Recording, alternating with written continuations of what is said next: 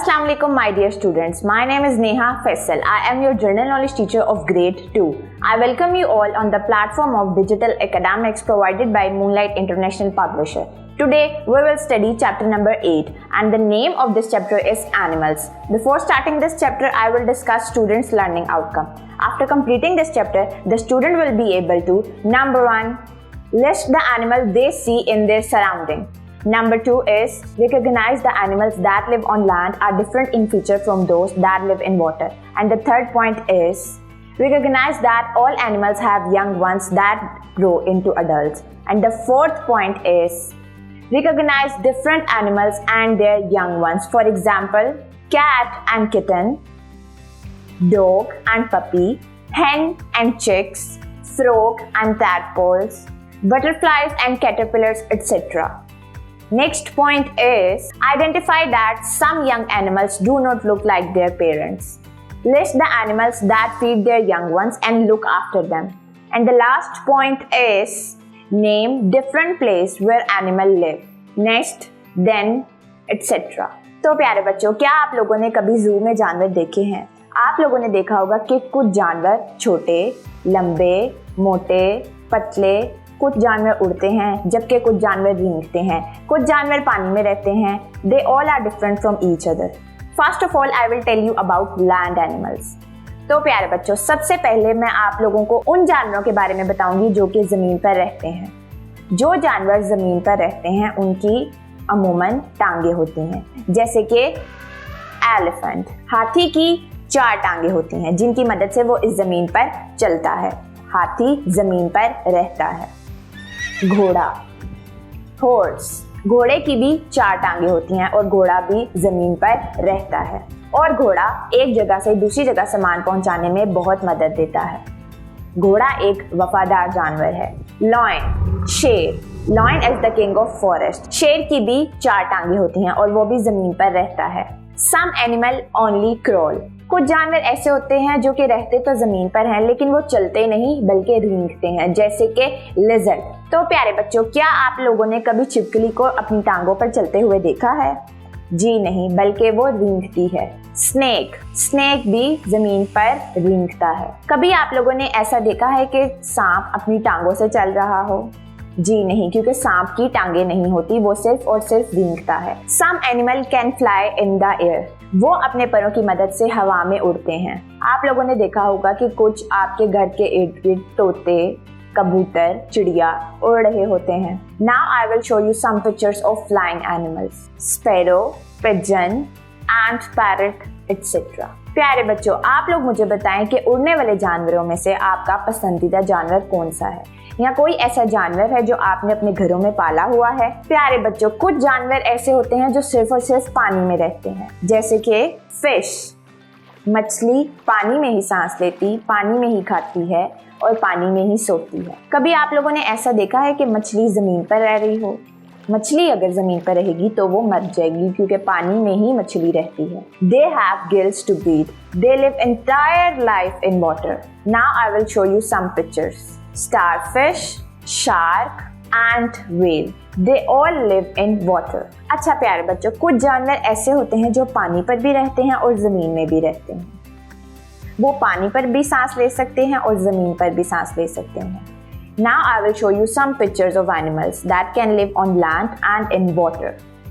First picture is frog, यानी मेंढक. मेंढक जमीन पर भी रहता है और पानी में भी. Alligator. Well, my dear students, there is an activity on page number 47. Look at this picture carefully. Write L for land animals, W for water, and B for birds. And the first picture is cow. तो प्यारे बच्चों, आप लोग मुझे बताएं, क्या गाय पानी में रहती है? जी नहीं. क्या गाय जमीन पर रहती है? जी हाँ. लेकिन मुझे ये बात बताएं, क्या गाय एक परिंदा है?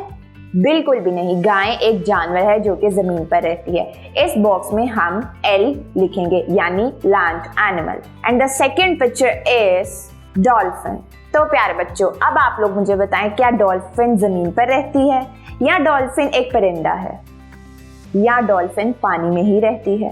तो जी प्यारे बच्चों, इसमें हम W लिखेंगे यानी वाटर, क्योंकि डॉल्फिन वाटर में रहती है। And the third picture is parrot. तो प्यारे बच्चों, अब आप लोग मुझे बताएं, क्या पैरट हवा में उड़ता है या पानी में रहता है? तो जी हाँ, पैरट हवा में उड़ता है, तो यहाँ पे हम बर्ड लिखेंगे यानी B लिखेंगे। And the last picture is fish. तो जी हाँ, फिश भी पानी में रहती है, इसलिए इस बॉक्स में हम W लिखेंगे यानी water. Animal and there babies. प्यारे बच्चों, जैसा कि आप जानते हैं कि जानवर होते हैं और फिर उनके बच्चे होते हैं। कुछ जानवर अपने वालिदैन से मिलते हैं, जबकि कुछ बच्चे अपने वालिदैन से मुख्तलिफ होते हैं। जब वो पैदा होते हैं तो वो अपने वालिदैन से मुख्तलिफ होते हैं, लेकिन जैसे जैसे वो बढ़ते जाते हैं तो वो अपने वालिदैन की तरह ही लगने लगते हैं। कुछ जानवर बचपन से ही अपने वालिदैन की तरह लगते हैं। Now I will show you some pictures of those animals. Number 1 is cat. तो जी हाँ, बिल्ली का बच्चा शुरू से ही अपने वालिदैन की तरह लगता है। Dog and puppy. तो प्यारे बच्चों, आप लोग मुझे बताएं, क्या डॉग और पपी दोनों एक तरह के लग रहे हैं? लेकिन हाँ, वो साइज में डिफरेंट है, क्योंकि पपी छोटा बच्चा और डॉग बड़ा होता है, बट दे आर सेम। चिक एंड हैन। तो जी हाँ, मुर्गी और चूजा भी एक जैसे लगते हैं, but they are different in sizes, क्योंकि चूजा छोटा होता है जबकि मुर्गी बड़ी होती है। लेकिन जैसे जैसे चूजा बड़ा होता जाता है वो अपनी वालिदैन की तरह ही लगता है। Now I will show you those pictures that animal do not resembles there parent. कुछ जानवर ऐसे होते हैं जो कि शुरू में अपने वालिदैन की तरह नहीं लगते, जैसे कि फ्रॉग एंड टैडपोल। फ्रॉग जब बड़ा होता है तो वो कुछ यूं लगता है, जबकि फ्रॉग का बच्चा यानी कि टैडपोल फ्रॉग से बहुत ही ज्यादा डिफरेंट होता है। Number 2 is butterfly and caterpillar. तो जी प्यारे बच्चों, बटरफ्लाई एंड कैटरपिलर एक दूसरे से अलग होते हैं, लेकिन जैसे जैसे कैटरपिलर बड़ा होता जाता है वो भी बटरफ्लाई की तरह लगता है, लेकिन बचपन में कैटरपिलर और बटरफ्लाई दोनों एक जैसे नहीं दिखते। Now my dear students, there is an activity on page number 48. Some animals and their babies do not alike. Identify. Number 1 is, जी हाँ प्यारे बच्चों, जैसा कि मैंने आप लोगों को बताया कि कुछ जानवर अपने वालिदैन से मुख्तलिफ होते हैं। अब आप लोग मुझे बताएंगे कि क्या ये जानवर अपने बच्चों से मुख्तलिफ हैं? Number 1 is tiger, baby is cup. तो प्यारे बच्चों, आप लोग मुझे बताएं, क्या टाइगर और उसका बच्चा बचपन में एक दूसरे के जैसे होते हैं या मुख्तलिफ होते हैं? जी हाँ, दे बोथ आर सेम। तो हम यहाँ पर सेम वाले बॉक्स में टिक करेंगे। Frog, baby is tadpole.